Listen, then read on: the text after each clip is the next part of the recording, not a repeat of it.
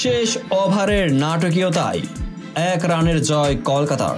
শেষ ওভারে জয়ের জন্য রয়্যাল চ্যালেঞ্জার্স বেঙ্গালুরুর প্রয়োজন ছিল ২১ রান, হাতে ছিল মাত্র ২ উইকেট। প্রথম ৪ বলে মিচেল স্টার্ককে ৩ ছক্কা হাঁকিয়ে ম্যাচের মোড় ঘুরিয়ে দেন করণ শর্মা। শেষ ২ বলে বেঙ্গালুরুর প্রয়োজন ৩ রান, এমন সমীকরণে ব্যাটারদের পক্ষে বাজি ধরত যে কেউই। কিন্তু স্রোতের বিপরীতে সাগর পাড়ি দিয়ে তীরে এসে তরি ডুবল বেঙ্গালুরুর। পঞ্চম বলে স্টার্কের লো ফুল টসে ফিরতি ক্যাচ দিয়েছেন করণ। শেষ বলে যখন ৩ রান প্রয়োজন, তখন ১ রানের বেশি নিতে পারেনি শেষ ব্যাটার হিসেবে উইকেটে আসা লোকি ফার্গুসন। তাতে ১ রানে জয় পেয়েছে কলকাতা নাইট রাইডার্স। রবিবার কলকাতার ইডেন গার্ডেনে টস হেরে আগে ব্যাট করতে নেমেই নির্ধারিত ২০ ওভারে ৬ উইকেট হারিয়ে ২২২ রান সংগ্রহ করে কলকাতা।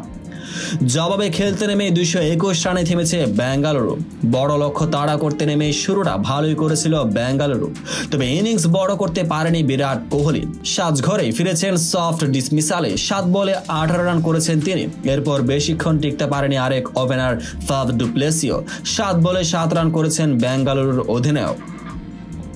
৩৫ রানে ২ উইকেট হারানো বেঙ্গালুরুকে ম্যাচে ফেরান উইল জ্যাক ও রজত পাতিদার। তৃতীয় উইকেটে ১০২ রানের জুটি ম্যাচ জমিয়ে তোলে এই দুই ব্যাটারের। ৩২ বলে ৫৫ রান করেন জ্যাক, আর পাতিদার করেছেন ২৩ বলে ৫২ রান। তবে মিডল অর্ডারে সুবিধা করতে পারেনি ক্যামেরন গ্রিন, মহিপাল, লোমরুররা। শেষ দিকে ৭ বলে ২০ রানের ক্যামিও খেলেছেন করণ শর্মা, তবে সেটাও জয়ের জন্য যথেষ্ট হয়নি। এর আগে শুরুতে ব্যাট করতে নেমে রীতিমতো ঝড় তুলে ফিল সল্ট, ১৪ বলে ৪৮ রান করেছেন এই ইংলিশ ওপেনার। তবে আরেক প্রান্তে বেশ ভুগেছেন সুনীল নারিন, শেষ পর্যন্ত ১৫ বলে ১০ রানে ফিরেছেন এই ক্যারিবিয়ান। মিডল অর্ডারে নেমে দলের হাল ধরেন শ্রেয়াস আইয়ার, এক প্রান্ত আগলে রেখে অধিনায়ক খেলেছেন ৫০ রানের ইনিংস। শেষ দিকে ৯ বলে ২৪ রান করে দলকে ২ রানের সংগ্রহ এনে দেন রমনদীপ সিং। তো বন্ধুরা, ভিডিওটি যারা সম্পূর্ণ দেখেছেন সবাইকে অসংখ্য ধন্যবাদ। ভিডিও শেষে কমেন্ট সেকশনে আপনার মতামত জানাতে ভুলবেন না, আর চ্যানেলটিকে সাবস্ক্রাইব এবং পেজটিকে ফলো করে পাশে থাকবেন যাতে পরবর্তী ভিডিওর সকল নোটিফিকেশন সরাসরি পেয়ে যান।